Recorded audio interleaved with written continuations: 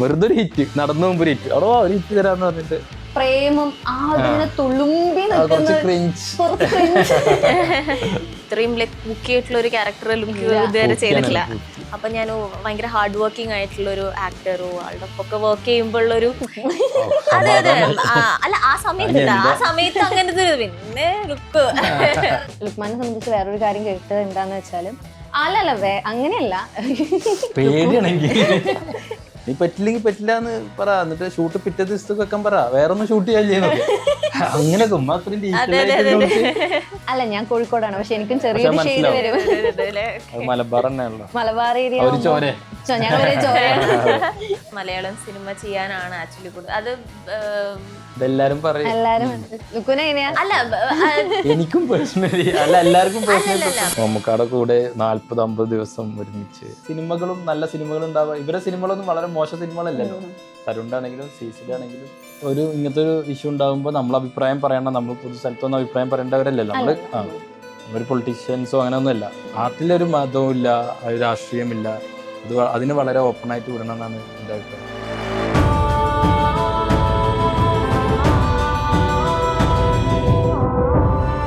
അതിഭീകര കാമുകൻ എന്ന സിനിമയുടെ വിശേഷങ്ങളുമായി നമുക്കൊപ്പം ഉള്ളത് ലുക്മാനും ദൃക്ഷയാണ്. ഹായ്. ഹായ്.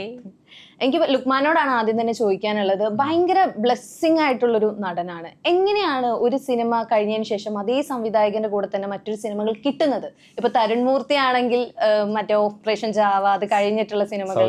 അതെ, ഇതാണെങ്കിൽ തന്നെ കൊറോണ ഇത് കഴിഞ്ഞിട്ട് ഇപ്പൊ ഇത്. എങ്ങനെയാണ് ഇങ്ങനെ സംവിധായകൻ എങ്ങനെയാണ് ഇങ്ങനെ പിടിക്കണത്? എന്താന്ന് അറിയാൻ പാടില്ല. എനിക്ക് കുറെ ഡേറ്റിൽ ഫ്രീ ആയിട്ടുള്ളതുകൊണ്ട് എപ്പോ വന്നാലും ഫ്രീ ആവുന്നുള്ള. അല്ല, അത് ഭയങ്കര എന്താന്ന് വെച്ചാൽ നമ്മളെല്ലാ സിനിമ ചെയ്യുമ്പോൾ ആ ഒരു സിങ്ക് വർക്ക് ആവുന്നോണ്ടായിരിക്കും വീണ്ടും വീണ്ടും വിളിക്കാൻ തോന്നുന്നത്. അതുകൊണ്ടായിരിക്കും നമുക്ക് തിരിച്ചാണ്ട് വർക്ക് ചെയ്യാനും താല്പര്യമുള്ള ഡയറക്ടേഴ്സ് തന്നെയാണ്. ഇപ്പൊ തരുൺ മൂർത്തി ആണെങ്കിലും നമുക്ക് ഓപ്പറേഷൻ ജാവ ചെയ്യുമ്പോഴും നമ്മൾ പറഞ്ഞത് നമുക്ക് കുറെ പടം കണ്ടിന്യൂസ് ആയി ചെയ്യണം. അപ്പൊ നമുക്കും തിരിച്ച് അവരെ, അതാണ് ഏറ്റവും പ്രധാനം, നമ്മൾ അവരെയാണ് ശരിക്കും ഉപയോഗിക്കുന്നത്. അപ്പോൾ അവരൊരു സിനിമ തുടങ്ങുന്നുണ്ടെന്ന് അറിഞ്ഞാൽ ഉടനടി നമ്മൾ ചരടുവലി തുടങ്ങും. അറിയാത്തോലെ എന്തൊക്കെ ഉണ്ട് വിശേഷം, പോസ്റ്റ് കണ്ടായിരുന്നു എന്നൊക്കെ പറഞ്ഞിട്ട് നമുക്കൊരു അടുത്ത പരിപാടി പിടിക്കണ്ടേ എന്നൊക്കെ ചോദിച്ചു. ഞാൻ പറയേണ്ട ആവശ്യമില്ലല്ലോ, അപ്പൊ ഞാൻ തന്നെ ആവുമല്ലോ എന്നൊക്കെ പറഞ്ഞിട്ട്. അപ്പൊ അങ്ങനെയാണ് അത്. ആ സൗഹൃദത്തിൽ നിന്നും സൗഹൃദം ഒരു ഫാക്ടർ തന്നെയാണ്. ഒപ്പം തന്നെ സിനിമകളും നല്ല സിനിമകൾ ഉണ്ടാവുക. ഇവരുടെ സിനിമകളൊന്നും വളരെ മോശം സിനിമകളല്ലല്ലോ. തരുണ്ടാണെങ്കിലും സീസിലാണെങ്കിലും ഖാലിദ് റഹ്മാൻ ആണെങ്കിലും മുസ്ഫിറാരി ആണെങ്കിലും. തരുണിന്റെ ഓപ്പറേഷൻ ജാവയിൽ ഒരു മോളിൽ വെച്ച് കണ്ട പരിചയത്തിലാണ് അത് ഉണ്ട കഴിഞ്ഞിട്ട് ഞാൻ ഏതോ സിനിമക്ക് വേണ്ടിട്ട് മോളിൽ പോയതാ. അപ്പൊ തരുൺ അവിടുന്ന് ഓപ്പോസിറ്റ് നടന്നിട്ടുണ്ടാ, ആ ലുക്മാനെ ഒരു കഥ പറയാണ്ട് കൊറേ ഞാൻ വിളിക്കാൻ ശ്രമിക്കണെന്നൊക്കെ പറഞ്ഞു.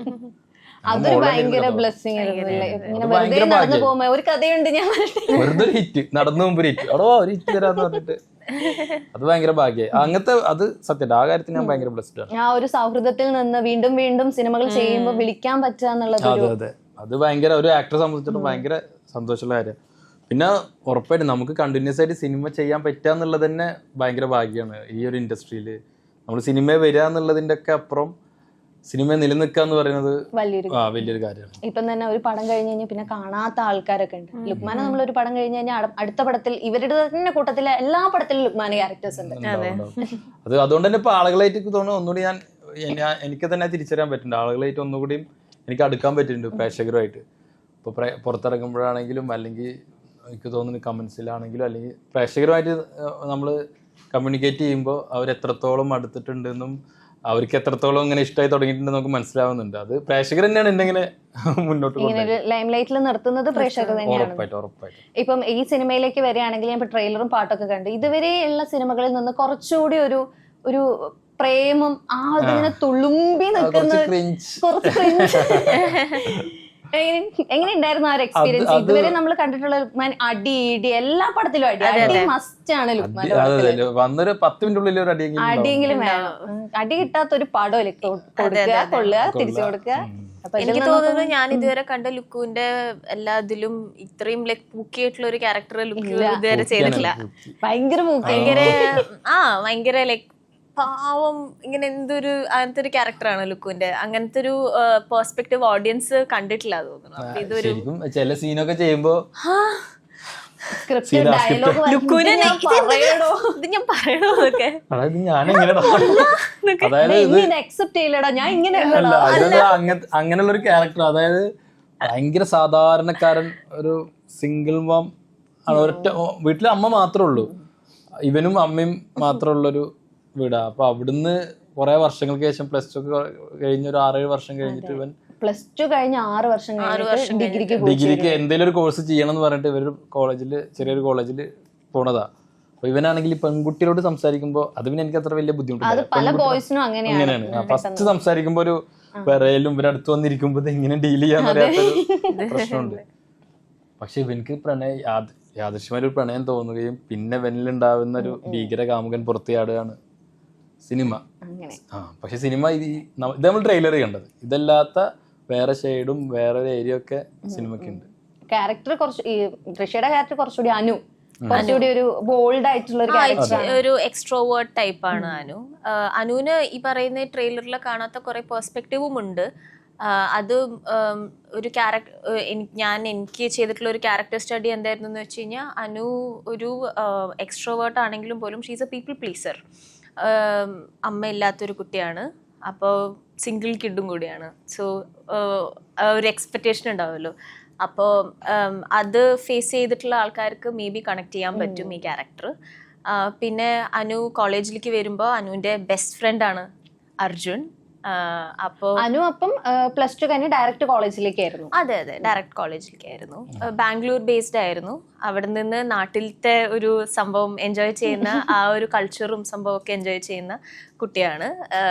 അതായത് ഒരു പൊളിറ്റിക്സ് ഉണ്ട്, പൊളിറ്റിക്കൽ വ്യൂ ഉള്ള, പൊളിറ്റിക്കലി ഭയങ്കര സ്ട്രോങ് ആയിട്ടുള്ള ഒരു ക്യാരക്ടറാണിത്. ലുക്മാൻ ആണ് നായകൻ എന്ന് അറിഞ്ഞ സമയത്തുള്ള ഒരു എക്സ്പെക്ടേഷൻ എന്തൊക്കെയായിരുന്നു? ലുക്കു ആക്ച്വലി അല്ലല്ല, ഞാൻ ലുക്കുവിന്റെ ഭയങ്കര ഒരു കോയിൻസിഡൻസ് ആണിത്. അതായത് ലുക്കുവിന്റെ ഇപ്പൊ സുജയ് ചേട്ടന്റെ ഇപ്പൊ ഞാൻ ഈ മൂവിയിലേക്ക് എങ്ങനെ വന്നതെന്ന് ഞാൻ പറഞ്ഞുതരാം. അപ്പോ സുജയ് ചേട്ടൻ എന്നെ മുന്നേ എപ്പോഴും ഒരു പ്രോജക്റ്റിന് വേണ്ടി കോൺടാക്ട് ചെയ്തിട്ടുണ്ടായിരുന്നു. ഇതിലത്തെ റൈറ്ററിന്റെ പേരാണ് സുജയ്. അപ്പൊ സുജയ് ചേട്ടന്റെ നമ്പർ എന്റെ ഫോണിലെ സുജയ് ഡയറക്ടർ എന്ന് പറഞ്ഞിട്ട് ഞാൻ സേവ് ചെയ്തിരിക്കുന്നത്. അപ്പൊ ഞാൻ ജിമ്മ് കഴിഞ്ഞ് ഇങ്ങനെ ഇറങ്ങുന്ന സമയത്ത് സുജയ് ചേട്ടൻ്റെ 2 മിസ് കോൾ. അപ്പോൾ സുജയ് ചേട്ടൻ ഞാൻ കറക്റ്റ് ആ സമയത്ത് തന്നെ ഒന്നും കൂടി വിളിച്ചു. അപ്പോൾ എനിക്കിത് ആരാന്ന് എനിക്ക് ഓർമ്മ കിട്ടുന്നില്ല. പറഞ്ഞു, ദൃശ്യ എന്തൊക്കെയുണ്ട്, ഞാൻ സുജയ് പണ്ട് വിളിച്ചിട്ടുണ്ടായിരുന്നു, ഒരു സ്ക്രിപ്റ്റ് ഉണ്ട് പറയാനായിട്ട്. അപ്പം ഞാനിങ്ങനെ ഓക്കെ പെട്ടെന്ന് ഓണാവും, ഇന്ന് തന്നെ കേൾക്കാൻ പറ്റുമോ എന്നുള്ള രീതിയിൽ. അപ്പം ഞാൻ പറഞ്ഞു, ആ ചേട്ടൻ നാളെ വായു, വീട്ടിലേക്ക് വായു, തൃശ്ശൂർക്ക് വായു, ഇരുന്ന് കേൾക്കാം എന്ന് പറഞ്ഞു. അപ്പോൾ ഡയറക്ടറായ സി സി നിതിൻ ചേട്ടനും സി ബ്രോ നമ്മൾ വിളിക്കുക, സി ബ്രോവും സുജയ് ബ്രോവും കൂടി വന്നു, വീട്ടിൽ വന്നു, കഥ പറഞ്ഞു. ലുക്കു ആണ് ഹീറോ എന്ന് പറഞ്ഞു. അപ്പം ഭയങ്കര ഒരു 2 ദിവസം മുന്നേ എന്തോ ഞാൻ മറ്റേ ഫീഡിലെ കാണൂല്ലേ, അപ്പൊ ഫീഡിൽ ഞാൻ ലുക്കുവിന്റെ പോസ്റ്റ് കണ്ടു, മറ്റേ ജിംഖാനയുടെ ട്രാൻസ്ഫോർമേഷൻ. അപ്പൊ ഞാൻ ലൈക്ക് ചെയ്തു. ഞാനിങ്ങനെ വാവ്, എന്താ ജംഷി ക്യാരക്ടറൊക്കെ അടിപൊളിയായിട്ടാണ് ചെയ്തിരിക്കുന്നത്. അപ്പൊ ഞാൻ ഭയങ്കര ഹാർഡ് വർക്കിംഗ് ആയിട്ടുള്ള ഒരു ആക്ടറോ ആളുടെ ഒപ്പൊക്കെ വർക്ക് ചെയ്യുമ്പോഴുള്ളൊരു അതെ അല്ല ആ സമയത്ത് അങ്ങനത്തെ പിന്നെ ലുക്ക് പറഞ്ഞപ്പോഴാണ് അങ്ങനെയല്ലേട്ടാ. പിന്നെ ഞങ്ങൾ നല്ല ഫ്രണ്ട്സായി. അപ്പൊ ഞാനിങ്ങനെ ഇങ്ങനത്തെ ഒരു ആൾക്കാരുടെ ഒപ്പൊക്കെ വർക്ക് ചെയ്യാൻ പറ്റുകയാണെങ്കിൽ നല്ലൊരു എക്സ്പീരിയൻസ് ആയിരിക്കും, പഠിക്കാൻ പറ്റും കുറെ കാര്യങ്ങള്. അങ്ങനെ ഞാൻ ജസ്റ്റ് ഒന്ന് ഒരു തോട്ട് അങ്ങനെ പോയിരുന്നു. പിന്നെ 2 ദിവസം കഴിഞ്ഞപ്പോഴാണ് ഇങ്ങനെ ഒരു മാനിഫെസ്റ്റേഷൻ എന്ന് പറയുന്ന ഒരു സംഭവം പോലെ ഇങ്ങനെ ലുക്കുവാണ് ഹീറോ എന്ന് പറഞ്ഞു, സ്റ്റോറി പറഞ്ഞു. അങ്ങനെ ഞാൻ ഈ മൂവിയിൽ ഇങ്ങോട്ടേക്ക് വരികയാണ്. ഇപ്പം ലുക്മാനെ സംബന്ധിച്ച് വേറൊരു കാര്യം കേട്ടത് എന്താന്ന് വെച്ചാല്, അങ്ങനെയല്ല,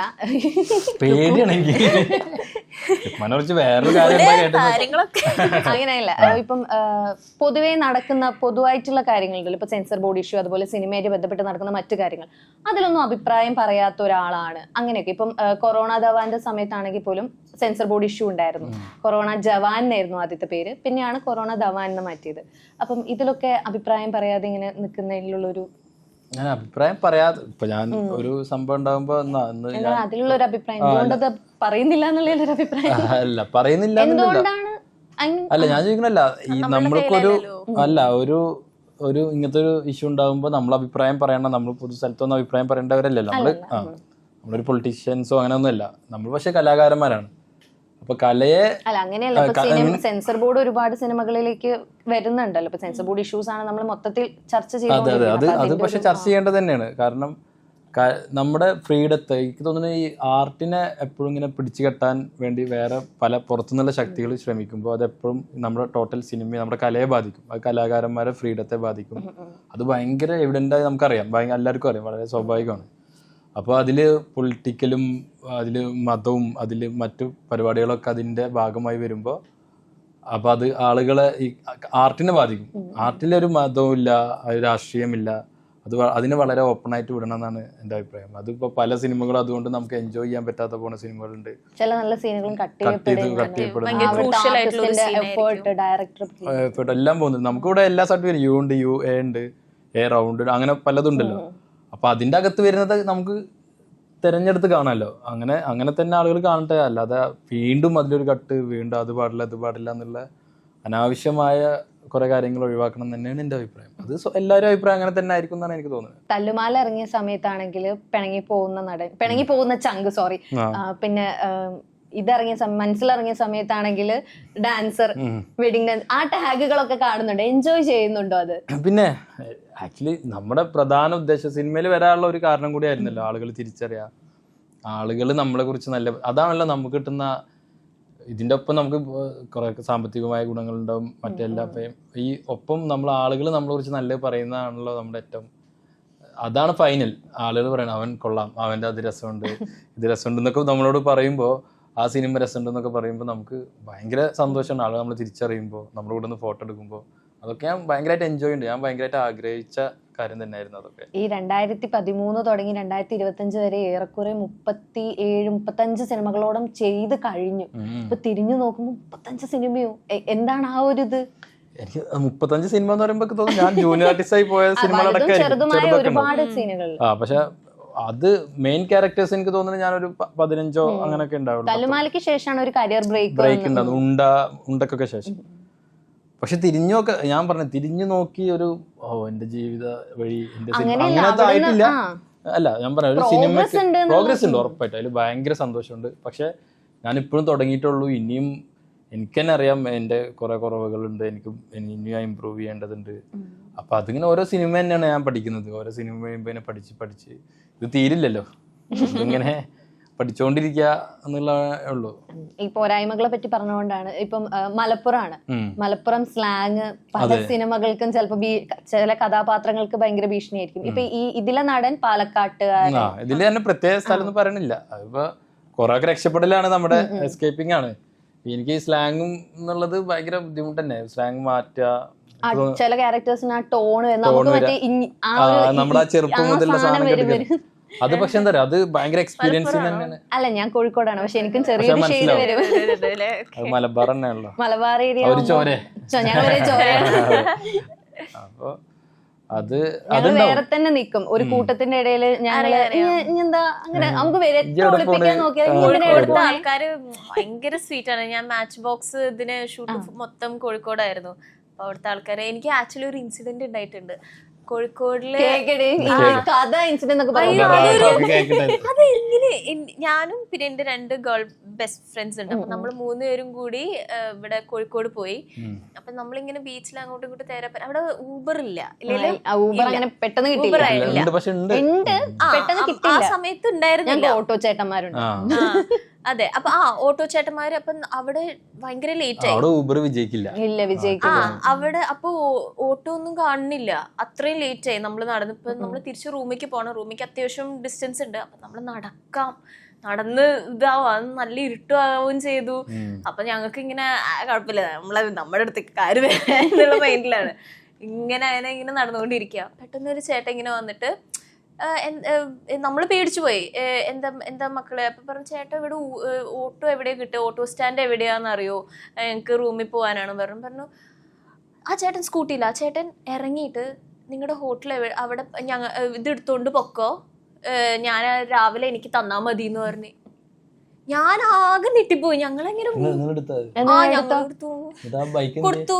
ആ ചേട്ടൻ ഹോട്ടലിലേക്ക് വന്ന് തന്നു, താങ്ക് യു. ഞങ്ങളിങ്ങനെ ആകെ അതായത് നമ്മൾ ഒരാളും വിശ്വസിച്ച് വണ്ടി എടുത്തോന്നും പറയൂലല്ലോ. പക്ഷെ കോഴിക്കോടത്തെ അത്രയും ചേട്ടൻ അവിടെ നിർത്തി ഒരു ഓട്ടോ വിളിച്ച് തന്നു. മറ്റേ സ്കൂട്ടി ഞങ്ങള് 3 പേരില്ലേ, നമ്മള് 3 പേരും കൂടി മറ്റേ സ്കൂട്ടിയിൽ ഇങ്ങനെ പോയി. ഞങ്ങൾക്ക് പേടിയായി പോയി. അല്ല കോഴിക്കോട് ഞാനൊക്കെ നടന്ന ആരും അല്ലല്ല, കോഴിക്കോടത്തെ ആൾക്കാർ ജനറലി ഭയങ്കര സ്വീറ്റാ. കാരണം ഫസ്റ്റ് ഓഫ് ഓൾ നമ്മൾ വന്ന സമയത്ത് അവർക്ക് ഓൾറെഡി മനസ്സിലായി നമ്മൾ ഈ ഏരിയയിലുള്ള ആൾക്കാരല്ല. പിന്നെ സംസാരിക്കുമ്പോ തൃശ്ശൂരും ഉണ്ട്, അപ്പൊ മനസ്സിലായി നമ്മൾ തൃശ്ശൂരുകാരാണെന്ന് മനസ്സിലായി. പക്ഷെ കോഴിക്കോടത്തെ ആൾക്കാർക്ക് ഭയങ്കര ട്രീറ്റ് ചെയ്യാനുള്ള, നമ്മുടെ ഇവിടെ വന്നിട്ട് ഒരു ബുദ്ധിമുട്ട് ആർക്കും ഉണ്ടാവരുത്. ആ ഒരു മൊത്തത്തിൽ അങ്ങനെയാണ്. അതെ, ഞങ്ങളെ പറ്റി പുകഴ്ത്തുന്നില്ല എന്നേ ഉള്ളൂ. മോശമല്ലേ? നമുക്ക് ഭയങ്കര അഭിമാനമായിട്ട് എല്ലായിടത്ത് പോയാലും എല്ലാവരും ഇത് പറയുന്നു. നമ്മളായിട്ട് ചീത്തപ്പേരുണ്ടാക്കാതെ നോക്കാന്നുള്ള നമുക്ക് കൂടുതൽ ഉത്തരവാദിത്തം, റെസ്പോൺസിബിലിറ്റി ആണ് അത് ഭയങ്കര. അല്ല ഞാൻ ഷൂട്ടിലൊക്കെ ഓക്കെ അല്ലായിരുന്നു. മോശമായി പെരുമാറ്റമൊന്നുമില്ല ഉണ്ടെങ്കിലും പറഞ്ഞു.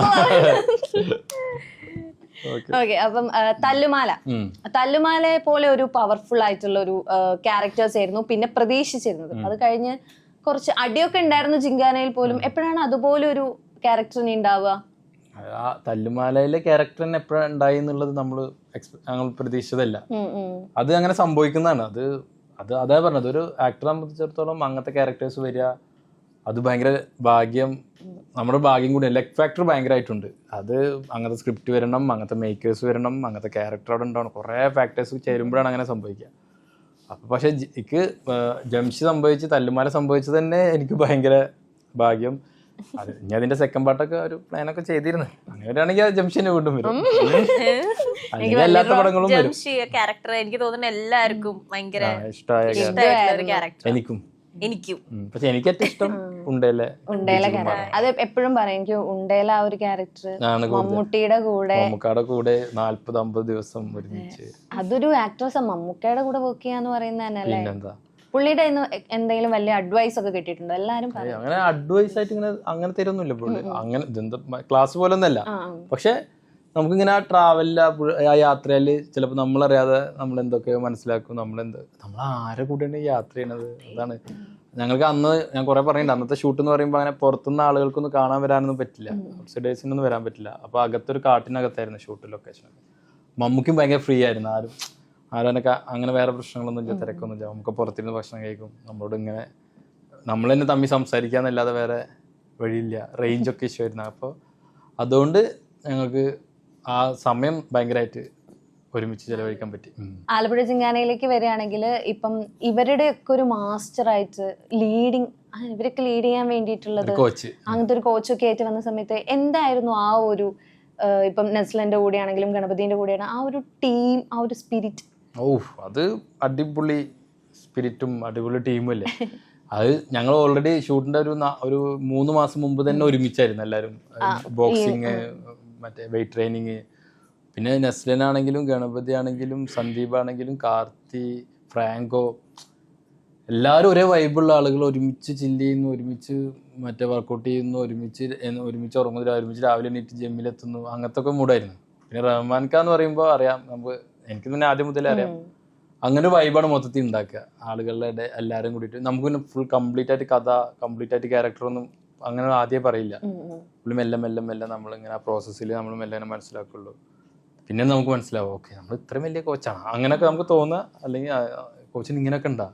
ആ സമയത്തുള്ള ലുക്കും ഭയങ്കര ഡിഫറെന്റ് ലുക്കായിരുന്നു. ഭയങ്കരമായിട്ട് മെലിഞ്ഞ് നല്ല ഫിറ്റ് ബോഡി ഒക്കെ നമ്മളത് കണ്ടിട്ടേ ഇല്ല. അപ്പം ഓക്കെ, ആ ഒരു സാധനം അടിച്ചു. തോന്നിയിട്ടുണ്ടോ ഓരോ ക്യാരക്ടർ മാറി മാറി വരുമ്പോ ഒക്കെ എന്നെ കൊണ്ട് ഇതും പറ്റും, എന്നെ കൊണ്ട് അതും പറ്റും ഇങ്ങനെ? അല്ല, നമ്മളതിന് വേണ്ടി ട്രൈ ചെയ്യാണ്. ഇപ്പൊ സെയിം ഒരുപോലെ തന്നെ ആവരുത്, കാണരുത് എന്നുള്ളൊരു നിർബന്ധമുള്ളതുകൊണ്ട് ഒന്നാമത്തെ നമ്മൾ സ്ലാങ് മാറ്റാൻ തന്നെ നമ്മൾ ഓൾറെഡി ഞാൻ പറഞ്ഞല്ലോ കഷ്ടപ്പെടുന്നുണ്ട്. നമ്മൾ അതിനു വേണ്ടി ട്രൈ ചെയ്യുന്നുണ്ട്. നമ്മൾ ചില സിനിമകളൊക്കെ മാറ്റണം എന്നൊക്കെ വിചാരിച്ച് ട്രൈ ചെയ്ത് നോക്കാറുണ്ട്. ചില വർക്ക് ആവാറില്ല, ചിലപ്പോൾ വർക്കാവും. അങ്ങനെയൊക്കെ സൗദി വെള്ളക്കയിലൊക്കെ നമ്മളങ്ങനെ ഒരു ട്രൈ നടത്തായിരുന്നു. അപ്പോൾ ഒപ്പം തന്നെ നമ്മൾ ആസ് എൻ ആക്ടർ നമ്മുടെ ഫിസിക്കാണെങ്കിലും നമ്മുടെ അഭിനയത്തിലാണെങ്കിലും എന്തൊക്കെ നമുക്ക് അപ്ഡേറ്റ് ചെയ്യാൻ പറ്റും, എന്തൊക്കെ ചെയ്യാൻ പറ്റും എന്നൊക്കെ ഒരു ശ്രമം നടത്താറുണ്ട്. അതിങ്ങനെ അതിന്റെ ഭാഗമായിട്ട് തന്നെയാണ് ഇങ്ങനെ ക്യാരക്ടേഴ്സിനെ കാണുമ്പോഴെങ്കിലും ഇത് ഇന്ന സിനിമയിലെ ക്യാരക്ടറാണെന്നും ഇത് ഇന്ന സിനിമയിലെ ക്യാരക്ടറാണെന്നും ആൾക്ക് തിരിച്ചറിയാൻ പറ്റണം എന്നൊരു ഫോട്ടോ കാണുമ്പോൾ അങ്ങനെയെങ്കിലും ഉണ്ടാവണമെന്ന് ആഗ്രഹിക്കാറുണ്ട്. ഇപ്പം തൃശ്ശയിലേക്ക് വരികയാണെങ്കിൽ ഹാപ്പി വെഡിങ് ആണ് ഒരു വലിയൊരു ബ്രേക്ക് തന്നത്. അതിനുശേഷം തെലുങ്കിൽ പോയി. തെലുഗു ഒരു പടം ചെയ്തിട്ടുണ്ടായിരുന്നു. എങ്ങനെയുണ്ടായിരുന്നു ആ ഒരു എക്സ്പീരിയൻസ്? കേരളത്തിൽ നിന്ന് പെട്ടെന്ന് പോയപ്പോൾ അവിടുത്തെ ലാംഗ്വേജ് ഇഷ്യൂസ് അങ്ങനെ എന്തെങ്കിലും ഉണ്ടായിരുന്നോ? അല്ലെങ്കിൽ ഉണ്ടായിരുന്നു. തെലുഗു എന്ന് പറയുന്ന ലാംഗ്വേജ് എനിക്ക് ഒട്ടും അറിയാത്തൊരു ലാംഗ്വേജ്. എങ്ങനെയാണ് അങ്ങോട്ട് എത്തിയത് കേരളത്തിൽ? അത് ഹാപ്പി വെഡിങ് കണ്ട് അങ്ങനെ അവര് വിളിച്ചു, അങ്ങനെ പോയി. ദിൽരാജ് പ്രൊഡക്ഷൻസ് ആയിരുന്നു, അങ്ങനെ ചെയ്തു. തിരിച്ച് മാച്ച് ബോക്സിലേക്ക് വരുന്ന സമയത്ത് അല്ല, ഫസ്റ്റ് ആക്ച്വലി ഹാപ്പി വെഡിങ്, അത് കഴിഞ്ഞിട്ട് മാച്ച് ബോക്സ് ആയിരുന്നു. അത് കഴിഞ്ഞിട്ടാണ് തെലുഗു ഓപ്പർച്യൂണിറ്റി വന്നത്. അപ്പോഴേക്കും ഞാൻ കോളേജിലും ആയിരുന്നു. പിന്നെ എനിക്ക് 1 പ്രോജക്റ്റ് അറ്റ് എ ടൈം ആ ഒരു ഇതാണ്. അപ്പോൾ കോളേജും ഉണ്ട്, തെലുഗു ഇതുണ്ട്. അത് കുറച്ച് ആക്ച്വലി ഒരു 3 years ഒക്കെ ഷൂട്ടിങ്, അങ്ങനെ സ്ക്രിപ്റ്റ് ചേഞ്ച് ചെയ്തു. പിന്നെ വീണ്ടും സെക്കൻഡ് ഹാഫ് വീണ്ടും റീഷൂട്ട് ചെയ്തു. അങ്ങനെ കുറേ ഫുൾ അങ്ങനെ കുറച്ച് സീൻ ഉണ്ടായിരുന്നു. അങ്ങനെ അത് നല്ലൊരു എക്സ്പീരിയൻസ് ആയിരുന്നു. കാരണം നമ്മൾ മലയാളികളുടെ കൂടെ ഇങ്ങനെ ഇതായി അവിടെ പോകുമ്പോൾ വേറൊരു എക്സ്പീരിയൻസ് ആണ്. മേക്കിങ്ങിലും ആയാലും അതെ ഡിഫറെന്റ് ആണ്. നമുക്ക് പറയാൻ പറ്റില്ല. അനുപമ പരമേശ്വരൻ ഇതുപോലൊരു പോക്ക് പോയത് അവിടെ ഇപ്പൊ ഹിറ്റ് ആണ്. അതുപോലെ ഹിറ്റ് ആയാലോ? അതെ. പ്രൊജക്ട് ഓൺ ആയിട്ടുണ്ടോ? ഇപ്പൊ മലയാളത്തിലാണ്. എനിക്ക് ആക്ച്വലി പേഴ്സണൽ പ്രിഫറൻസ് എനിക്ക് മലയാളം സിനിമ ചെയ്യാനാണ് ആക്ച്വലി കൂടുതൽ. അത് എല്ലാരും അല്ല, എനിക്കും എല്ലാവർക്കും പേഴ്സണൽ പ്രിഫറൻസ് മലയാളത്തിൽ ചെയ്യാൻ തന്നെയാണ്. ഇപ്പൊ ഫിനാൻഷ്യലി ഒരു സംഭവം നോക്കുകയാണെങ്കിൽ definitely Telugu is paying more. പക്ഷെ എന്നാലും തെലുഗു ഇൻഡസ്ട്രി കുറച്ച് ഇതാണ്. പക്ഷെ എന്നാലും എനിക്ക് മേക്കിംഗ് ആയാലും എല്ലാതും കംഫർട്ടബിൾ ആയാലും പൈസ പറഞ്ഞാലേ എന്താ നമ്മുടെ ആൾക്കാരല്ലേ എനിക്ക് മലയാളം. അല്ല, എനിക്കിപ്പോ ഞാൻ ഇവിടത്തെ ഒന്ന് ശരിയാക്കട്ടെ ആദ്യം. ഇവിടെ ഒന്നും ശരിയായി വരുന്നുള്ളൂ. പണ്ട് ഞാൻ കേട്ടിട്ടുണ്ട് ഒരു ഇന്റർവ്യൂല് ലുക്ക് പറഞ്ഞത് ബോളിവുഡ് സിനിമയുടെ ഒരു ഓഡീഷന് പോയ കഥ. അത് ഞാൻ കേട്ടിട്ടില്ല. പറഞ്ഞു കൊടുക്ക്. പറഞ്ഞില്ല. കൊറേ ഓഡിഷന് പോയതുകൊണ്ട് ഓഡിഷൻ കഥകൾ പറഞ്ഞിട്ടുണ്ട്. ഓഡിഷനൊക്കെ പോവായിരുന്നു. അങ്ങനെ അറിയാതൊരു ഓഡിഷന് പോയപ്പോ അതാ എനിക്ക് അവിടെ എത്തിയപ്പോ ബോളിവുഡ് ഹിന്ദി പടത്തിന്റെ ഓഡിഷൻ കോഴിക്കോട് നടക്കണേ. അങ്ങനെ സ്ക്രിപ്റ്റ് ഉണ്ട്. അപ്പൊ ആദ്യം പറഞ്ഞു ഞാൻ അപ്പൊ എന്റെ കൂടെ ഉള്ളവൻ പറഞ്ഞു ഇല്ല അത് നമുക്ക് നോക്കിയേക്കാന്ന് പറഞ്ഞിട്ട് ഇരുന്ന് ഹിന്ദി ഇങ്ങനെ ഇംഗ്ലീഷും എഴുതി മേരെ MER അങ്ങനെ മന്തിയിൽ എഴുതി. എന്നിട്ട് ഇത് എഴുതിയിട്ട് ഞാൻ ഇത് വായിച്ച് പഠിക്കാത്ര സമയം എന്തൊക്കെയോ പറഞ്ഞു തന്നു പുള്ളി. അപ്പൊ അതൊക്കെ വെച്ചിട്ട് പിന്നെ എന്റെ കൂടെ ഉള്ളവനും അവനെ ഹിന്ദി അറിയാം. ക്യാരക്ടർ എന്തോ ഒരു ദേഷ്യപ്പെടണം എന്തോ ആണ് തോന്നുന്നത്. ദേഷ്യപ്പെടണം ഡയലോഗ് പറയണം. അവസാനം ദേഷ്യമൊക്കെ പോയി ഡയലോഗ് ആലോചിച്ച് പറഞ്ഞ് ഷൂട്ട് ചെയ്യണവരും ചിരിക്കുക, എനിക്കും ചിരി വരിക. എന്നിട്ട് അവസാനം ഞാൻ പറഞ്ഞ പോവാറുണ്ട് അവിടെ പോയിക്കോ. അല്ല അങ്ങനെ കൊറേ ഓഡിഷന് പോകുമ്പോ ഇങ്ങനെ പറയാൻ പറ്റില്ല. ചിലപ്പോ ഇന്ത്യ കാണാപ്പാടം ഡയലോഗ് പറയാലോ. അങ്ങനെ പോയതാ. അല്ല അത് കൊറേ മുന്നേ. ഇപ്പൊ മലപ്പുറത്തുനിന്ന് കൊച്ചിയിലേക്ക് ഷിഫ്റ്റ് ചെയ്ത സമയത്താണ് സിനിമേന്റെ ഒരു ഇത് കിട്ടിയത്. ആക്ച്വലി സിനിമയിൽ വരണമെങ്കിൽ കൊച്ചിയിലേക്ക് വരണോ? അല്ല അങ്ങനെ ഞാനും ശരിക്കും ഉണ്ട്. കൊച്ചിയിലാണല്ലോ കൂടുതൽ സിനിമകൾ നടക്കുന്നത്. സ്റ്റുഡിയോസ് ആണെങ്കിലും ആളുകളാണെങ്കിലും ഒക്കെ കുറെ സിനിമാക്കാരുള്ളത് നമുക്ക് കൊച്ചി. ഒരുപാട് പേര് സിനിമാ മോഹമായിട്ട് കൊച്ചിയിൽ വന്ന് സ്ട്രഗിൾ ചെയ്യുന്ന ആൾക്കാർ ഒരുപാടുണ്ട്. ഒരുപാട് അവരാണ് ശരിക്കും കൂടുതൽ ഈ സിനിമയിൽ വന്നവരെ നമ്മൾ കാണുന്നുള്ളൂ. സിനിമയിൽ എത്താൻ ആഗ്രഹിക്കുന്നവരാണ് ഒരുപാടുണ്ട്.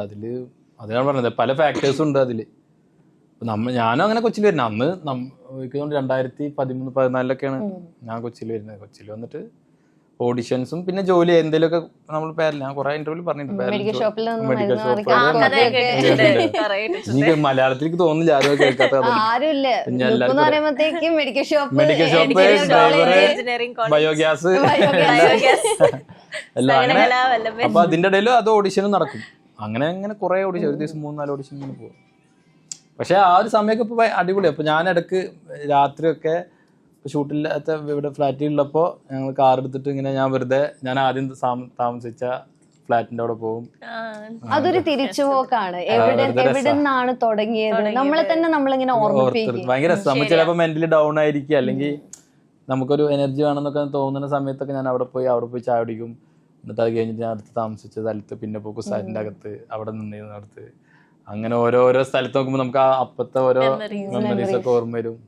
എന്നിട്ട് സന്തോഷമായിട്ട് തിരിച്ച് ഞാൻ ഇത്രയും എത്തി എന്നുള്ള സമാധാനം ഉണ്ട്. നമ്മള് ചിലപ്പോ നമുക്ക് അയ്യോ അത് കിട്ടിയില്ലല്ലോ, ഇത് കിട്ടില്ല, ചിലപ്പോ ചില വിഷമങ്ങളൊക്കെ വരുമല്ലോ നമുക്ക്. അപ്പൊ നമുക്ക് ഒന്ന് ഇങ്ങനെയൊക്കെ ഒന്ന് യാത്ര ചെയ്താൽ ഓക്കെ ഇത് കിട്ടിയല്ലോ എന്നുള്ളൊരു സന്തോഷത്തിൽ കിടന്നുറങ്ങാം. അത്ര മതി എന്നുള്ളതാണ്. ലൈഫ് അല്ലെങ്കിലും ഭയങ്കര ഷോർട്ട് അല്ലേ?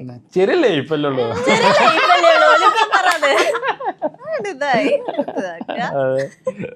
ഓ, നമ്മുടെ ക്വസ്റ്റ്യൻ എന്തായിരുന്നു? കൊച്ചിയിലേക്ക് വരണോ എന്നായിരുന്നു. ഐ മീൻസ് പുതുമുഖ പുതുമുഖങ്ങൾ തന്നെ ഒരു സിനിമ കഴിഞ്ഞു, അവര് കൊച്ചിയിലേക്ക് അടുത്ത സിനിമ.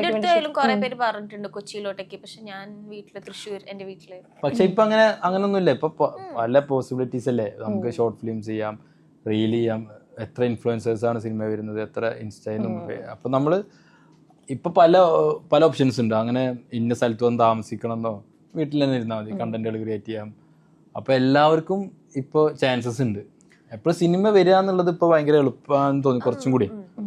ഒരു സിനിമയിലൊക്കെ അഭിനയിക്കാൻ പറഞ്ഞത് അതെപ്പോഴും നമ്മള് ഹാർഡ് വർക്ക് ചെയ്ത ചിലപ്പോൾ ഈ കൊച്ചി വരുന്നതിന്റെ മെയിൻ റീസൺ സോഷ്യലൈസ് ചെയ്യാനും ഇപ്പൊ സിമിലർ ഇൻട്രസ്റ്റ് ഉള്ള കുറെ ആൾക്കാരെ കൊച്ചിയില് അപ്പൊ അങ്ങനെ എവിടെയെങ്കിലും ഒക്കെ വെച്ച് കണ്ട് ഈ പറഞ്ഞ പോലെ നമ്മൾ ഓരോ കഥകൾ കേൾക്കുന്നില്ല. ഇപ്പൊ ലുക്കുവയിലും മോളില് വെച്ച് അവിടെ കണ്ടു അങ്ങനെയൊക്കെ. അപ്പൊ അങ്ങനെ സാധ്യതകളുണ്ട്. അതെ, കൂടുതൽ സാധ്യതകൾ ചിലപ്പോ കൊച്ചിയിൽ അങ്ങനെയായിരിക്കാം. മേ ബി അതുകൊണ്ടായിരിക്കാം കുറെ പേര് കൊച്ചിയിലോട്ടേക്ക് ഷിഫ്റ്റ് ചെയ്യുന്നത്. എനിക്ക് തോന്നുന്നു തല്ലുമാല ലുക്ക് എന്ന് പറയുമ്പോൾ നമുക്ക് തല്ലുമാല ഒഴിച്ച് ഒന്നും പറയാൻ പറ്റില്ല. തല്ലുമാലേന്റെ ആ ഒരു ടൈമിലാണെങ്കിൽ തോന്നുന്നു ലുക്കൂടെ ഒരുപാട് ലൈഫേ ചേഞ്ച് ചെയ്തൊരു ടൈം. കല്യാണം, വീട്ടുകാര് എല്ലാം ഒരു ഫണ്ണായിരുന്നു ആ ഒരു ടൈമിൽ. ഇപ്പം ഭാര്യ പടങ്ങൾ കാണാറുണ്ടോ? അവള് സിനിമ പിന്നെ എന്റെ എല്ലാ സിനിമ കാണാറുണ്ടോന്ന് ഈ റിലീസ് ആവുമ്പോ ആ സിനിമ എങ്ങനെ വരും അങ്ങനത്തെ ടെൻഷനൊക്കെ എടുക്കാറുണ്ട് ഇപ്പൊ. ആണോ? ആദ്യം പെണ്ണ് കാണാൻ പോയ ഞാൻ കേട്ടിട്ടുള്ളതാണ്, പെണ്ണ് കാണാൻ പോയ സമയത്ത് സിനിമാ നടനാന്നൊക്കെ പറഞ്ഞ ഏത് സിനിമയിൽ അഭിനയിച്ചത് കണ്ടിട്ടുണ്ടായിരുന്നില്ല. അന്ന് ഓപ്പറേഷൻ ജാവ ഇറങ്ങിയിട്ടില്ല. ഉണ്ട ഇറങ്ങിയിട്ടുണ്ടോ എന്ന് മാത്രം സംശയമുള്ളൂ. അങ്ങനെ എന്തോ ഉള്ളൂ, കുറച്ചുള്ളൂ ഞാൻ സിനിമ. അവർ പറഞ്ഞിട്ട് കാര്യമില്ല. അപ്പൊ എന്നെ ആര് പരിചയപ്പെട്ടാലും ഇപ്പൊ കണ്ടുണ്ടോ സിനിമ, അപ്പൊ സിനിമ എന്ന് പറഞ്ഞ അപ്പൊ ഏത് സിനിമ, അപ്പൊ ആ സിനിമയിൽ എവിടെ, ആ സിനിമയിൽ മറ്റേ ഇങ്ങനെ ആള് വരുമ്പോ പൃഥ്വിരാജ് പോയിട്ട് ഒരാൾ വരില്ലേ, അത് നിങ്ങളല്ലേ, ഓ അടിപൊളി, ആ സിനിമ പറഞ്ഞാണല്ലേ. അങ്ങനെയാണ് അന്ന്. പിന്നെ അതപ്പോ അവരും അങ്ങനെ ജുമിമ അങ്ങനെ തന്നെ ആയിരുന്നു. പിന്നെ ജുമി ഇപ്പൊ നമ്മുടെ സിനിമ ഇറങ്ങുമ്പോ അവൾ ഇപ്പൊ ടെൻഷനൊക്കെയാണ്. ഇപ്പൊ 4-ാം തീയതി റിലീസ് ജുമി. പക്ഷെ നമ്മുടെ സിനിമ എടുത്ത് കണ്ടിട്ട് ജുമിക്ക് ഭയങ്കര ടച്ചായി, ഭയങ്കര ലൊക്കേഷനിലൊക്കെ വന്നായിരുന്നു. ലൊക്കേഷനിലേക്ക് ഒരു ദിവസം ബർത്ത്ഡേക്ക് വന്നിട്ടുണ്ടായിരുന്നു. പോയി. ഈ അതിഭീകര കാമുകന്റെ സെറ്റ് എന്ന് പറയുന്നത് കോളേജ് ആ ഒരു ടൈം ഒക്കെയാണ്. എങ്ങനെയുണ്ടായിരുന്നു? തിരിച്ചൊരു കോളേജിലേക്ക് പോയൊരു മെമ്മറി പോലെയൊക്കെ ഫീൽ ചെയ്തോ? അത് എനിക്ക് ഭയങ്കര 4 കൊല്ലം എഞ്ചിനീയറിംഗ് വെറുതെ നടന്നല്ലേ. അപ്പൊ ആക്ച്വലി ഈ കഥ കേട്ടപ്പോഴേ ഞാൻ എല്ലാം മറന്നു. കോളേജ്, പ്രണയം, പിന്നെ കാമുകിയുടെ പുറകെ നടക്കുക, വീട്ടില് പോയി. അന്ന് ഇതുപോലെ നടന്നിരുന്നോ? പിന്നെ അന്നൊക്കെ നടന്നിട്ടുണ്ട്. അതൊക്കെ വെറും നടത്തം മാത്രമേ ഉണ്ടായുള്ളൂ, പഠിക്കാൻ പറ്റിയിട്ടില്ല. അവരതറിഞ്ഞ. പക്ഷെ അതായിരുന്നിട്ട് എനിക്ക് ഏറ്റവും ഇതില് ഹുക്ക് ചെയ്ത സാധനം. നമുക്ക് വീണ്ടും ആ പ്രണയിക്കുക, വീണ്ടും ആ കോളേജിലോട്ട് പോവുക, അത് ഭയങ്കര രസമായിരുന്നു. ഓക്കെ, ഇനിയിപ്പം തരുൺമൂർത്തിന്റെ അടുത്ത പടം കബൂഡിയൻ ഉണ്ടോ? Operation Cambodia. പിന്നെ നെക്സ്റ്റ് ഇയർ ഡിസംബറിലൊക്കെ സ്റ്റാർട്ട് ചെയ്യും. എന്താണ് ആ സിനിമയിൽ? ഓപ്പറേഷൻ ജാവയുടെ second part. Operation Cambodia script ഒക്കെ കഴിഞ്ഞു. എന്തൊക്കെയാണ് അതിന്റെ എക്സ്പെക്ടേഷൻ? എന്തൊക്കെയാണ്? അത് ഇതുപോലെ തന്നെ ഓപ്പറേഷൻ ജാവയുടെ സെക്കൻഡ് പാർട്ട് എന്നുള്ളതാണ് അതിന്റെ ഇപ്പൊ പറയാൻ പറ്റുന്ന കാര്യം. ഇപ്പൊ അതില് ഇപ്പൊ നമ്മൾ അന്നുള്ള ആർട്ടിസ്റ്റുകളുടെ കൂടെ തന്നെ പ്ലസ് രാജുവേട്ടനും കൂടി ഉണ്ടെന്നുള്ളതാണ്. പൃഥ്വിരാജ് കൂടി രാജുവിന്റെ കൂടെ ആദ്യം. പക്ഷെ ഞങ്ങള് ഒരേ സിനിമയിൽ ഉണ്ടായിട്ടുണ്ട്. ഇപ്പൊ എന്റെ ഫസ്റ്റ് പടം സപ്തമശ്രീ തസ്കര, അതില് പക്ഷെ ഞങ്ങൾ പരസ്പരം കണ്ടിട്ടൊന്നുമില്ല. ആ പടത്തിലുണ്ട് ഞാൻ. പിന്നെ ഇപ്പൊ നോബഡിയില് ഞാൻ ചെയ്യുന്നുണ്ട്. കൈ നിറയെ ചിത്രങ്ങളാണ്. കൈ നിറയൊന്നുമില്ല, നീ നിറയണം. ഒരുപാട് വിജയങ്ങൾ ഉണ്ടാവുന്ന സമയത്ത് എപ്പോഴെങ്കിലും ഒരു പരാജയമൊക്കെ ഉണ്ടാകുമ്പോൾ ഡൗൺ ആവാറുണ്ടോ? എങ്ങനെയാണ് ആ പരാജയത്തെ നോക്കി കാണുന്നത്? ഇപ്പം തൃശ്ശയാണെങ്കിൽ എങ്ങനെയാണ് ആ പരാജയങ്ങൾ നോക്കുന്നത്? ഒരു സർപ്രൈസ് ഹിറ്റ് ആയിരുന്നു തൃശ്ശയ്ക്ക് ഹാപ്പി വെഡിങ് എന്ന് പറയുന്നത്. അതെ, അത് കഴിഞ്ഞതിന് ശേഷം പിന്നെ ഒരു ചെറിയൊരു ഡൗൺ ഒരു സംഭവം ഉണ്ടായിരുന്നു. അത് ഞാൻ മനസ്സിലാക്കിയത് ലൈഫ് നമ്മളിപ്പോഴും മുകളിലോട്ടൊക്കെ ഇങ്ങനെ പോയിക്കൊണ്ടിരിക്കണമെന്ന് ഇത് അങ്ങനെയല്ല. ഞാൻ അപ്പായാലും ഡൗൺ ആയാലും ഭയങ്കരമായിട്ട് എൻജോയ് ചെയ്യുന്ന ഒരാളാണ്. ഇപ്പം എൻ്റെ ഒരു ഡൗൺ ഫേസ് എൻ്റെ അടുത്ത് ഒരു ഇൻ്റർവ്യൂവിൽ എനിക്ക് തോന്നുന്നു ഫസ്റ്റ് തന്നെ ചോദിച്ചത് മെൻ്റൽ ഹെൽത്തിനെ കുറിച്ച്. പക്ഷെ ഞാൻ അങ്ങനെ ഡൗൺ ഫേസിൽ പോയി ലൈക്ക് അങ്ങനെ ആയ ഇതുണ്ടാവും. പക്ഷെ ഞാൻ ഏതൊരു ജേർണിയും എൻജോയ് ചെയ്യുന്ന ഒരാളാണ്. ഇവിടെ ഇരുന്നാലും അവിടെ ഇരുന്നാലും എനിക്ക് ഒരേപോലെ.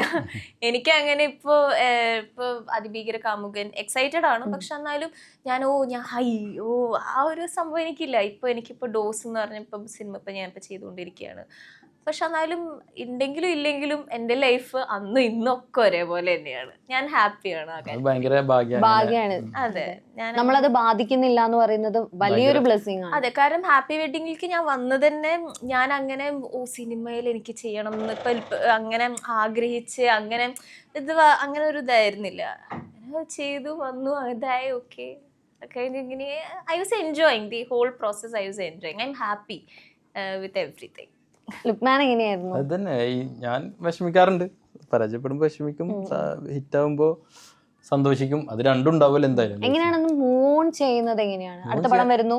അല്ല, ഒരു പരിധിവരെ എല്ലാം ഒരു പരിധിവരെ ചെയ്യുന്ന നല്ലത്. നമ്മള് ബാക്കി പരിധിക്കപ്പുറം നമ്മളത് എൻജോയ് ചെയ്യാൻ പോയാലും സങ്കടപ്പെടാൻ പോയാലും നമുക്ക് തന്നെയാണ്, നമ്മളെ തന്നെയാണ് ബാധിക്കുക. അപ്പോൾ അത് വന്നു, അത് ആ ഇമോഷൻ ആസ്വദിക്കുക. ഒരു പണി കിട്ടി, ഒന്ന് വിഷമിച്ചു, അടുത്തേക്ക് കിടക്കാം. അങ്ങനെയാണ്. വേറൊരു കാര്യം ചോദിക്കാനുള്ളത്, പണ്ട് ഉമ്മ റോൾ ചെയ്ത് ഉപ്പക്ക് ഇവിടുന്ന് പൈസ അയച്ചു കൊടുക്കാന്നൊക്കെ പറയുന്നുണ്ട്. ഉപ്പ അത് അക്സെപ്റ്റ് ചെയ്തു. ഇപ്പൊ എങ്ങനെയാണ്? എഞ്ചിനീയർ ആവണമെന്ന് വിട്ട മകൻ സിനിമയിലേക്ക് പോയി. പുള്ളി അറിഞ്ഞൊരു ടൈം എന്തായിരുന്നു? ഓക്കെ, എന്റെ മകൻ എഞ്ചിനീയർ ആവില്ല. അതെങ്ങനെ പുള്ളി അക്സെപ്റ്റ് ചെയ്തത്? അത് ഭയങ്കര ഒരു ഹാർഡ് ടൈം ആയിരുന്നു. അത് സപ്തമശ്രീ തസ്കര കഴിഞ്ഞു, കേൾട്ടമ്പത്ത് കഴിഞ്ഞു ഒക്കെയാണ് ഉപ്പ അറിയണത് സിനിമ. ഇപ്പൊ അങ്ങനെ സിനിമ കാണുകയോ അങ്ങനെ ഒന്നും അറിയില്ല.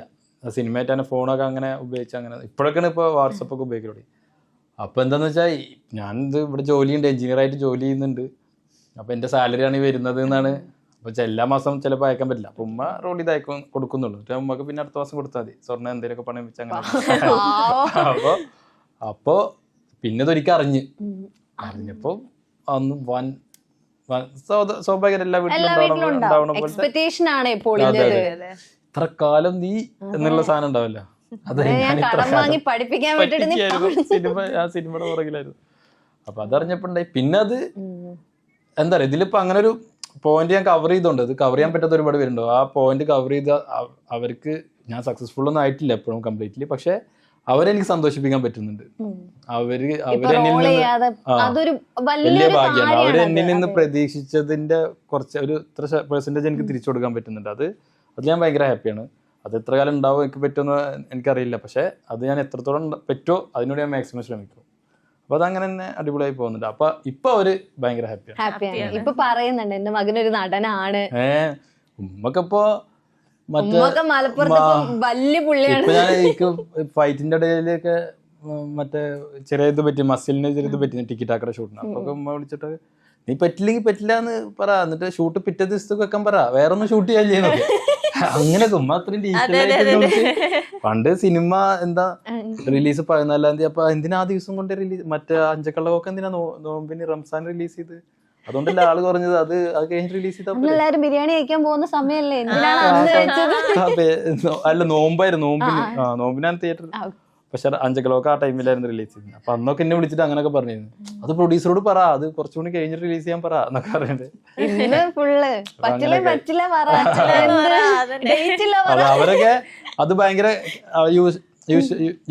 ഭയങ്കര സ്ഥിരം യൂസ്ഡ് ആയി അവർക്ക്. അതായത് വിളിച്ച് പറയും നാളെ ഷൂട്ടുണ്ടോ അങ്ങനൊക്കെ ചോദിച്ചിട്ട്. ഇപ്പൊ മസിൽ ഇഞ്ചറി 10 days റെസ്റ്റ് ഉണ്ട്. നമ്മളിപ്പോ ടിക്കറ്റ് ഒക്കെ ബ്രേക്കാ, ഞാൻ ബ്രേക്ക് ചെയ്ത. ഇപ്പൊ ഇനി ഒരുപാട് റിലീസുകൾ വരാനുണ്ട്. അടുത്ത വർഷം, ഈ വർഷം മലയാള സിനിമയുടെ ഒരു വലിയ ഹിറ്റ് വർഷമായിരുന്നു. അതെ, ആലപ്പുഴ തുടക്കത്തില് ആലപ്പുഴ ചെങ്ങനെ വലിയൊരു വിജയം തന്നു. ഭയങ്കര സന്തോഷം. അപ്പം അതിഭീകര കാമുകൻ വലിയ ഹിറ്റ് ആവട്ടെ, കരിയറിൽ വലിയൊരു വിജയം ഉണ്ടാവട്ടെ. Thank you.